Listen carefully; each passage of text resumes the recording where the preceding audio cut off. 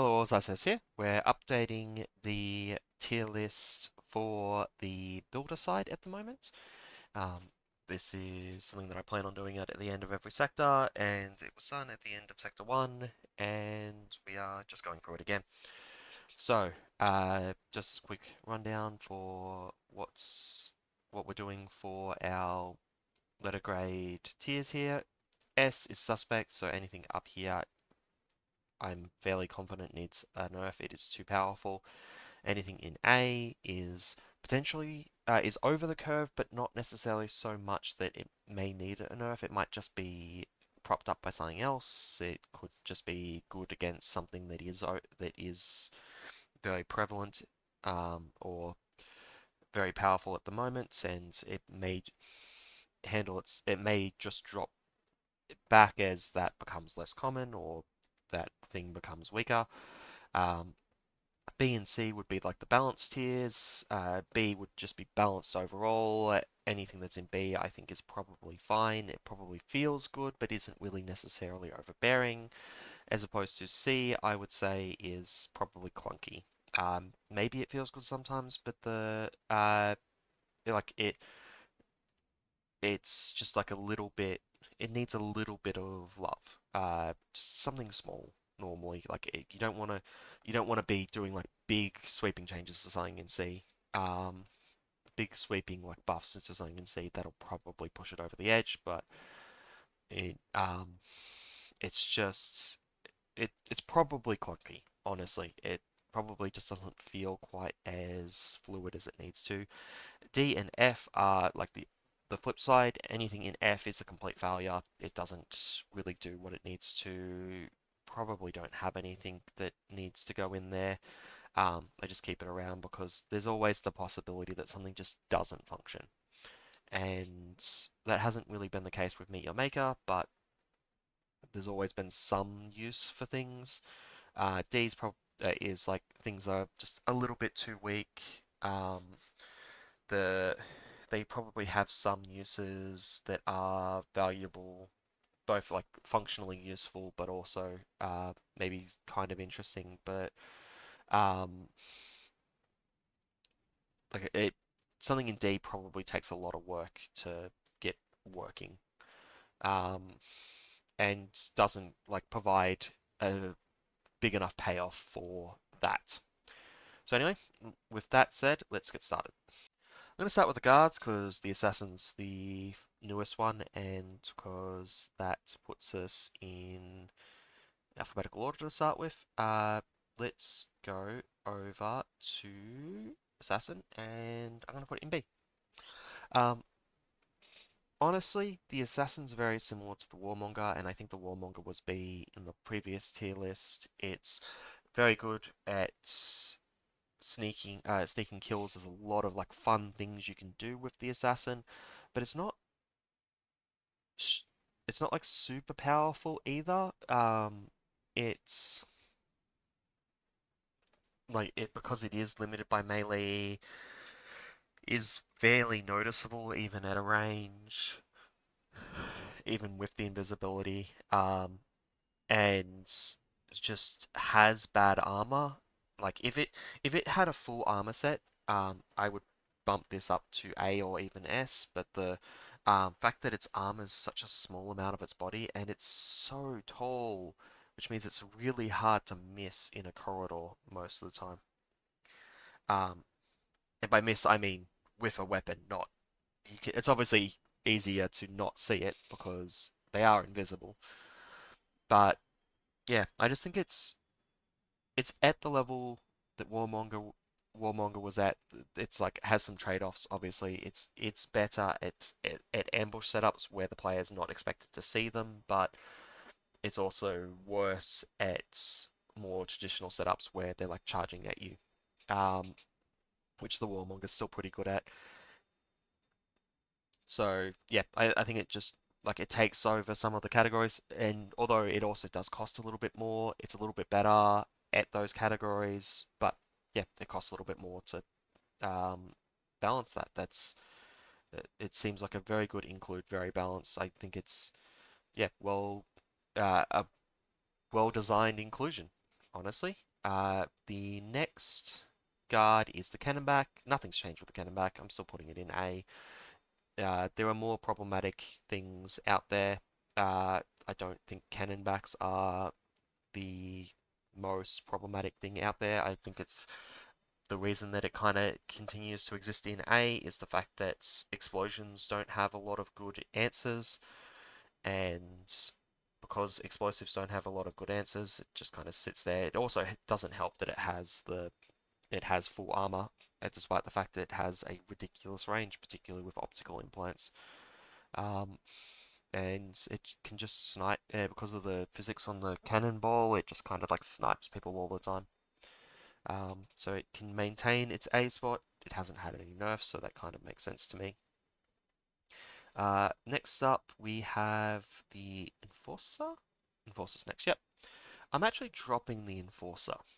Uh, so the Enforcer was previously B, because I had both Enforcers and Ravagers in B because they were basically the same guard at the end of the last sector. But the Ravagers have been buffed. Uh, they both cost the same. They're basically the same guard in the last sector, but the Ravagers got buffed to actually kind of exist in that space that they were supposed to exist in, of the like shorter range, short to medium range ambush scenario. Um, but because they've got some buffs to that and didn't get any real nerfs, they kind of pushed enforcers out of that space and forced them to only be in the long range space, which they are pretty good at. Um, like they're not strictly underpowered, but they need some help to really exist as a long range option. They don't they're so easy to dodge. If you take even the smallest step, you will dodge their shot. And like it looks like they were going to get that help in the form of Seeker Bolts, but Seeker Bolts is awful and does basically nothing. You can still take that tiny step, and most of the time you will still dodge an enforcer even with Seeker Bolts. Um, so like if Seeker Bolts gets buffed so that it actually does something instead of just being a well, like I would argue a waste of capacity, um, then maybe they can jump back up into B, but they exist in a similar space to Ravagers, and Ravagers exist in that space better. Uh, the short to medium range, they just generally do better. It's only at the long range that they kind of falter, and the Enforcer doesn't really fill that spot, which would be a perfect spot for them to fill. Um, they're still okay at the like medium-ish range that because they can do somewhat similar to what the Ravager can, but it's they just need something to help them with the long range, and Seeker Bolts is awful. The Hornets are going into C. They were in C previously. I don't actually think their new augments, which was the slow field, has actually changed them in any functional way, because the slow fields kind of just land just way too far back. They're not the bolts are just too slow for them to actually hit anything, which does make the slow field slightly better, because if they're not hitting things, at least they're getting an effect, but the slow fields are landing just ages behind where the player is most of the time. And that's just a problem for them. Their armor covers such a small area, so they have giant wings and feet, and yeah, um, the torso is so small on the Hornet. Um, it just doesn't really function like I would like it to, but they are still pretty useful. Also doesn't help that because they're flying, they often basically require the short leash augments, which means that they don't actually cost 70, they cost more like 85, I think it is, because I think it's 15 for that augment. It's not ideal, but they're also not like I'm putting them in C because I actually still think they're relatively well balanced. They're just missing a little bit. Like if their attack just flew a little bit faster, like 25-ish% faster, I would say, they would probably be like perfect.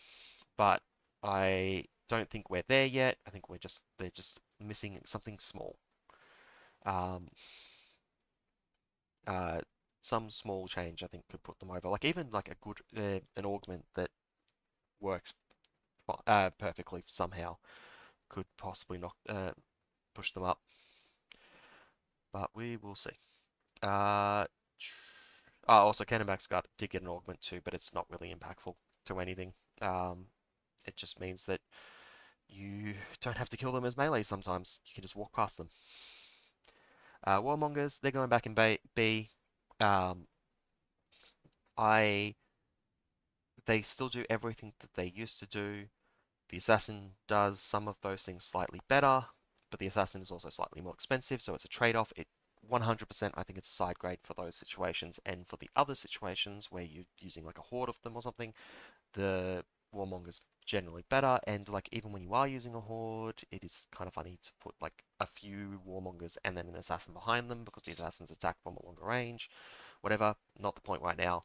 Um, I think that I think they still deserve their B spot. I think they're pretty good. They The fact that you can keep the warmonger hordes in check using both the scatter shot enhancement and the demo cannon and the blast grenade, that like there's a um, I think they just end up with a like in a pretty good spot. I just think they're in a very good spot.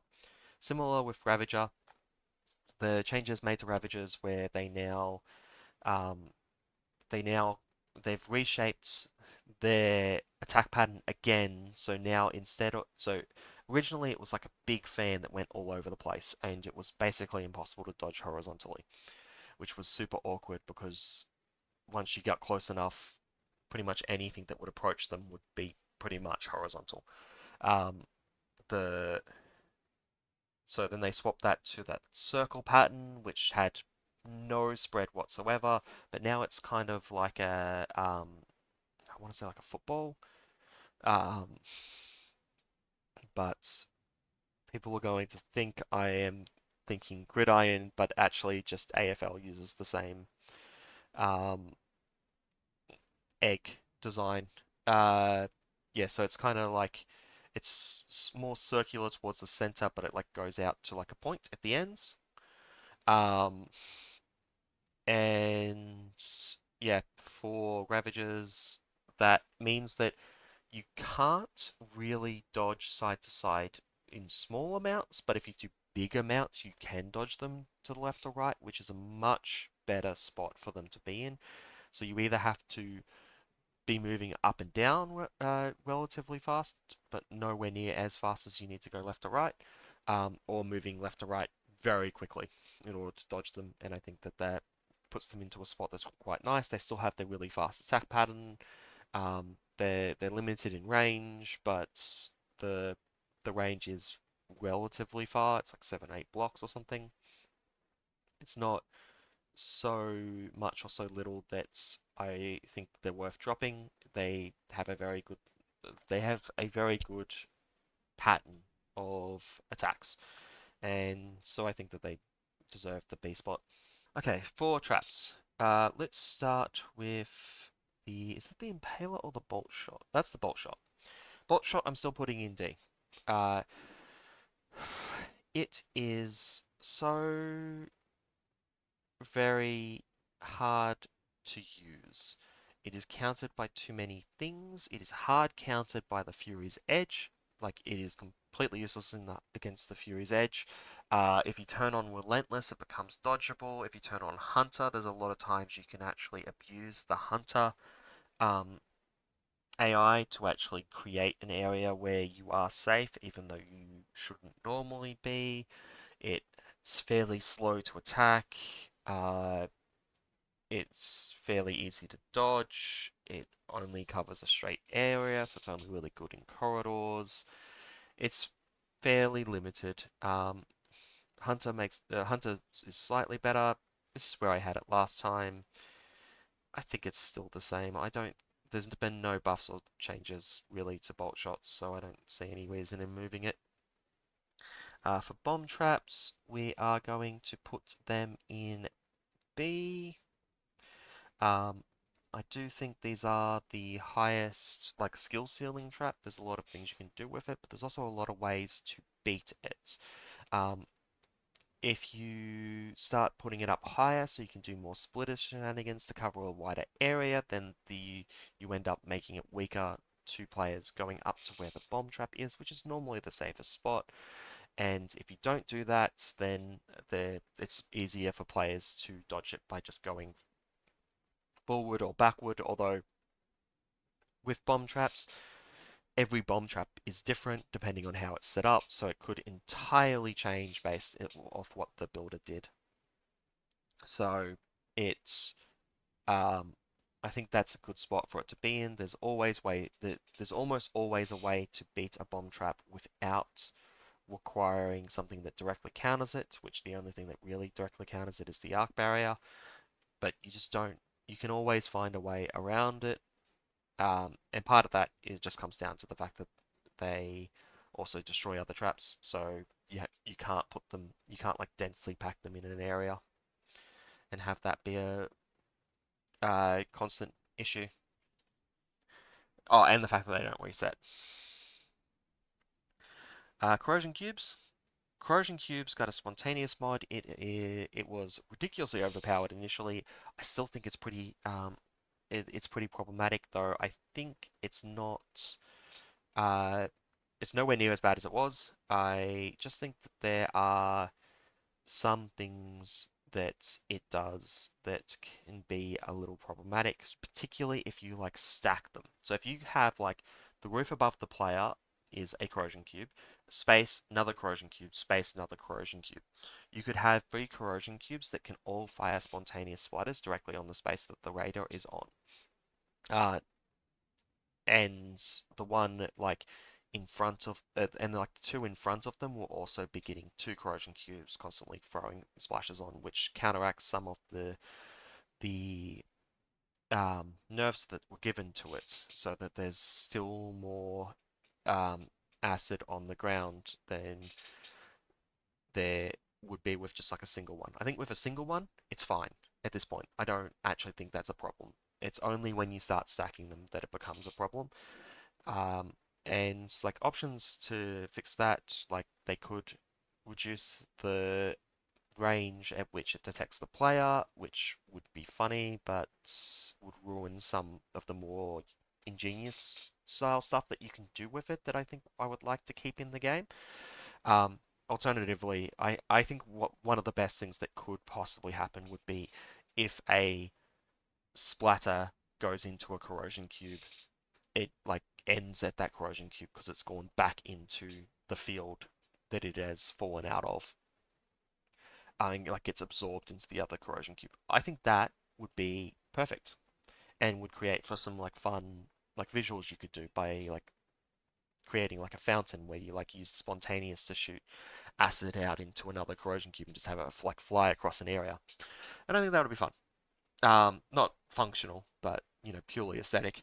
Um, and the spontaneous stuff is great for aesthetic. Um, but yeah, just I'm keeping this in S purely because of the fact that you can stack them, and because you can stack them, you can make a particularly long area just constantly acid, and that's not really what you want. You want the area to be dangerous at times, but you can't have it be constantly acid because then how is a player meant to, how is a player that plays slower meant to deal with it? And I just think that it's a little bit too over the top. Okay, so for Death Piston, we have a uh, drop here. Death Piston at the end of the last patch had a shenanigan where it could be activated. Pulverize could be activated pretty much immediately after a Holocube was triggered, and it would kill the player in basically no time. Faster even than a Impaler would be able to. And that was kind of silly. That pushed it into A. Previously, I think like that one particular case was too powerful. We don't have that anymore. I Pistons are generally fine They are limited in range. They are one of the best ways for slowing down players because they're the only trap that constantly activates, besides spontaneous, I guess. But spontaneous doesn't kill the player fast enough that you have to worry about it if you are going fast. Um, yeah, I think it's in a actual balanced spot nowadays. I think that was actually like obviously that was a bug, but fixing it was the correct call, and I don't think there's anything that's really pushed it um, out of the. I don't think there's anything that's pushed it up too far beyond that. Next thing is the Hollow Cube. Hollow Cube, I'm just going to put back in C.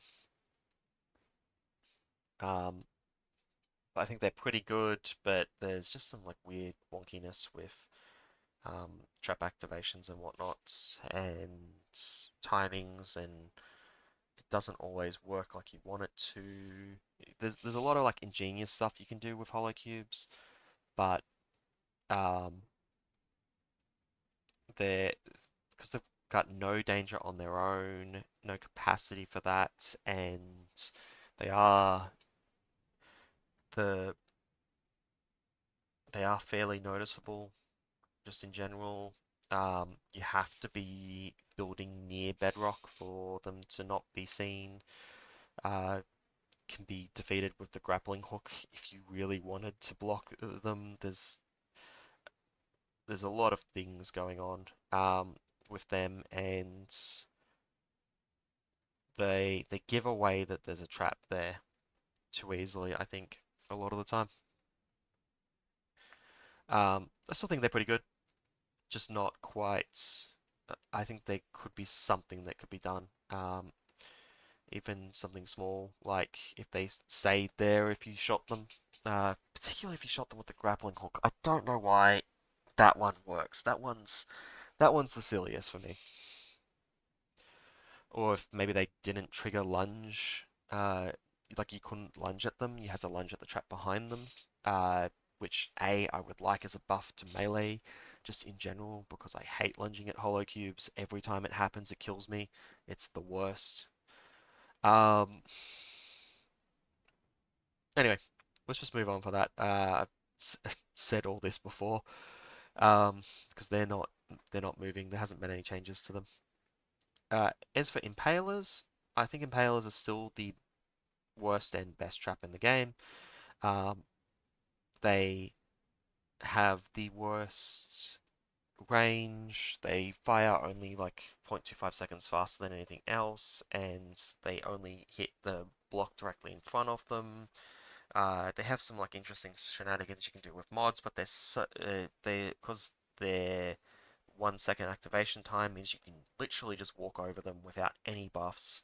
It's not great, but also because they're so weak, but also kind of quiet relative to other traps, you um, can easily catch good. You will. I say easily. You can't easily, but you can catch good players with them when you wouldn't have been able to catch them with any other trap. Um, a good player will often find somewhere where they to take a break or to like sit down for a sec, and if they happen to choose somewhere that where they haven't checked for an impaler, they can just die to the impaler. Um, Sometimes shenanigans with blockade work really well. Red hot helps increase the amount of times that can be done, and the combination of the two can be used, but is not necessary a lot of the time. Um, yeah, I think impalers. I think they have their uses, but I also don't think they're a great trap. I think they're below uh, below the level of most of the other stuff. Like, yeah, look, we've got most of the guards and traps and stuff, and like, I think all of these are going to end up in these two tiers, just for spoilers. So, like, I think that these two in particular are below most of the traps and guards. Incinerators. Incinerators were previously at S tier. I've moved them down to B for this one. Uh, they've had two nerfs. They've had a nerf to their time before they can reset and fire again. which has really helped melee players to be able to get in close to them, which was a really big issue previously, and just generally letting you have more time to line up a shot on them if you need to, because you can actually you have an extra, I think it's like half a second or something. But the other thing that's really impactful is that they are now AoE, so a lot of the shenanigans you could do where you could like block off part of it and then still kill someone, that actually doesn't work a lot of the time. Even just going, you can actually grapple through a single jet of flames if you go perpendicular to it. Um,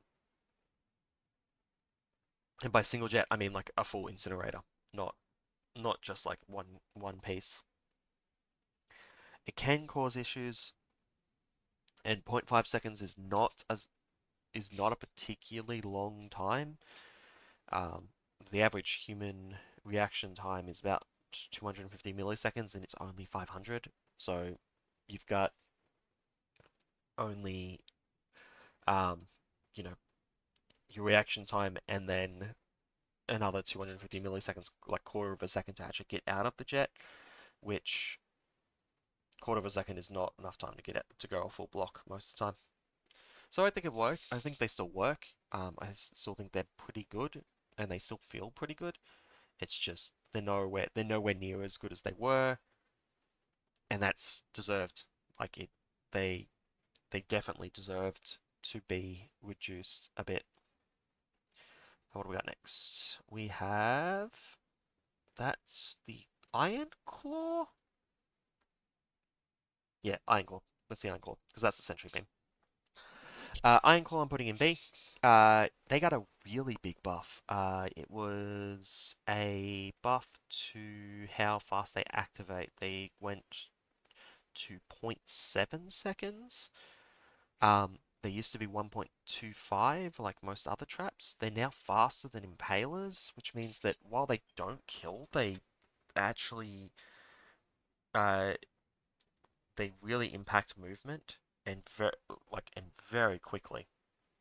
And I just think they're in a really good spot at the moment. Like they were previously in the D tier. I've moved them up to B. I think they're like a super valid option, particularly the because of that like moment where you stop moving immediately after it hits you. I think there is also some shenanigans where if you hit an if an Iron Claw hits a raider while the raider is in the middle of an animation, it cancels the animation, which is really annoying for sword users.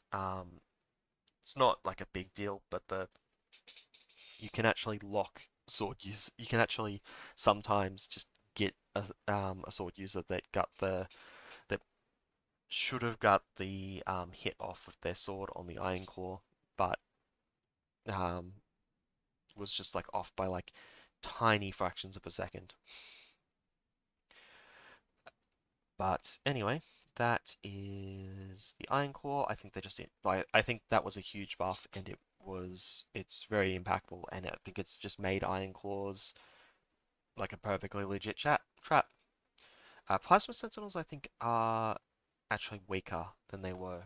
Um, Now, most of the nerfs to Plasma Sentinels had already happened by the Rising Tide update. They just lost a little bit of range, but they've just consistently gotten so many nerfs, and I don't think they're really holding up. In particular, because the Sentry Beam, which we're about to get to, it has actually become usable, which means that uh, the it like takes up some of the value of the where the Plasma Sentinels existed, and I just don't think it I don't think Plasma Sentinels keep up.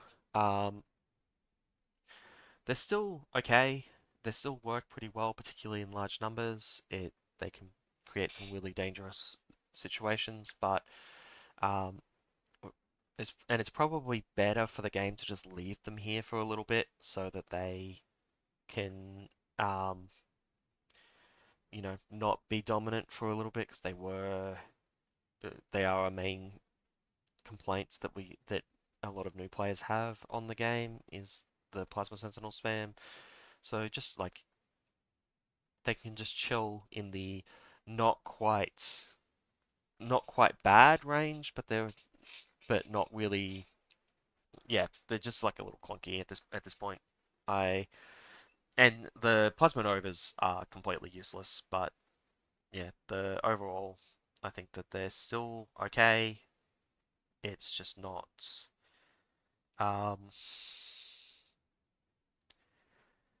yeah, I think they're still okay. It's just that they can just chill out in this like kind of weak-ish area. Like, not even that. Like, this is still the balanced area. Just a little bit on the low end. I actually probably would have liked to see a buff to their range rather than a nerf, but whatever. That's fine. Uh, Plasma Sentinels, like the Iron Claw, not Plasma Sentinels, Sentry Beams, like the Iron Claw, had a significant buff to their activation time. They now activate significantly faster than they did before. It is now significantly harder to just run past them, which makes them actually useful for what they are supposed to be, and that is like for the and that is primarily for the shenanigans where you like chase people down corridors with the sentry beam because they have significantly long range. But they also work a lot better in